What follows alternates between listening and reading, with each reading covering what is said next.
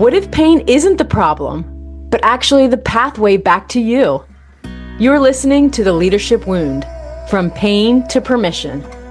I'm Amanda Rohr, your host and founder of Authentically You, coaching for embodied spiritual living and leading. This is where we get honest about the real cost of leadership, the burnout, the pretending, the rejection, and the return to your authentic self.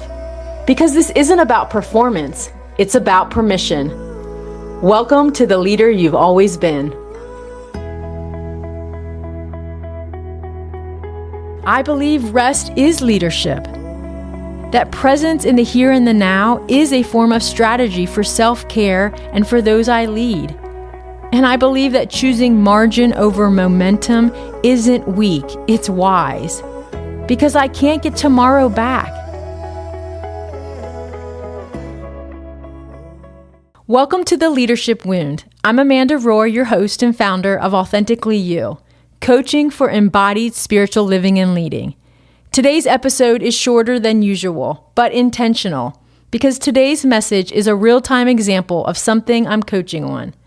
Sometimes leading well means making a shift, and sometimes alignment requires a pause, and sometimes we need to live the message, not just speak it.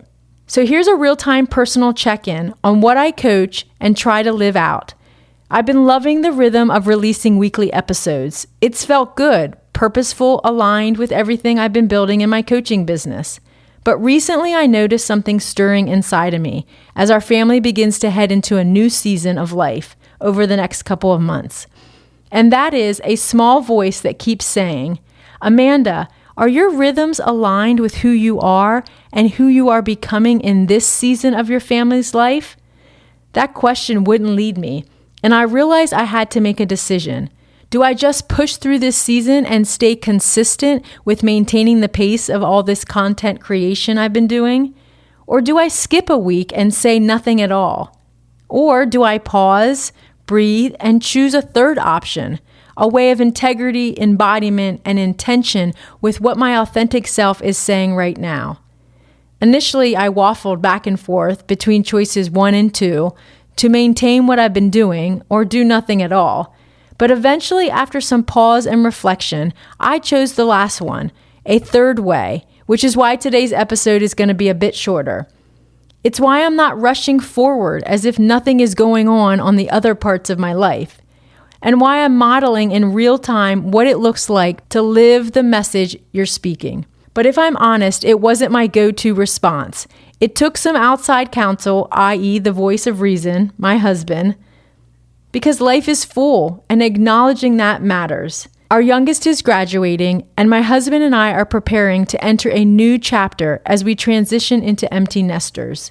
It's emotional, there's lots of moments of tears, and some disbelief that having all the kids under one roof is really over. But it's also beautiful, and it's exactly what we raised our kids to do, leave the nest. It's a big step for a whole family, and this mama needs time to soak it all in and do some grieving in the process. There will always be another podcast to write, but there won't be another summer when the last child is still here.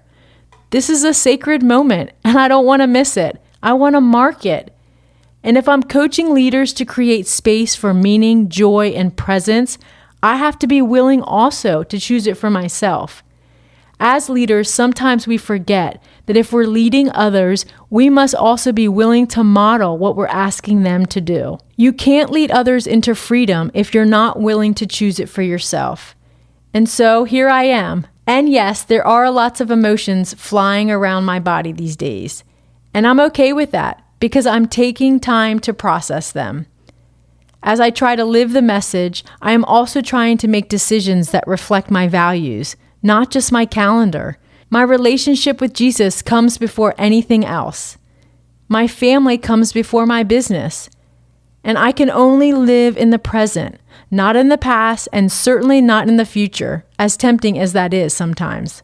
I believe rest is leadership. That presence in the here and the now is a form of strategy for self-care and for those I lead. And I believe that choosing margin over momentum isn't weak, it's wise.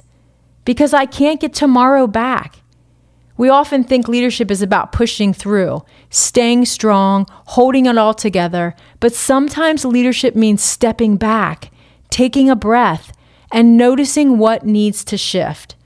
This is the shift I'm trying to make myself, not just for this moment, but for what's next. I'm choosing not to let fear dictate what I will miss out on if I choose to slow down. And I'm committing to repeatedly saying over and over, Amanda, you can't miss out what is meant for you. Take the risk and pause. You never know what breakthrough is around the corner as you do. And I'm trusting God that this is one of those decisions that my future self will thank me for. And I wonder, what shift might be calling to you? What decision will your future self thank you for? Let me ask you what I've been asking myself lately. What moment in your life deserves more attention right now? Where are you running on empty but pretending to be fine? What rhythm is no longer serving the person you're becoming? And most importantly, what might it look like for you to live the message you speak? Whether you're a parent, an entrepreneur, a pastor, a CEO, or someone quietly holding a lot, your choices matter, and how you lead yourself is where real leadership begins. If this episode spoke to you, share it with someone who needs the same reminder. Let's together normalize leaders taking a breath without guilt. Let's commit to pausing and making decisions that align with our authentic self. And if you're longing to lead yourself more intentionally and need a guide who's been there, hop on over to my website, authenticallyu.org, and book a call to start a conversation in what coaching could look like for you. And while you're there, I have several free resources for you to grab also. Until next time, live the message, make the shift, and lead like you.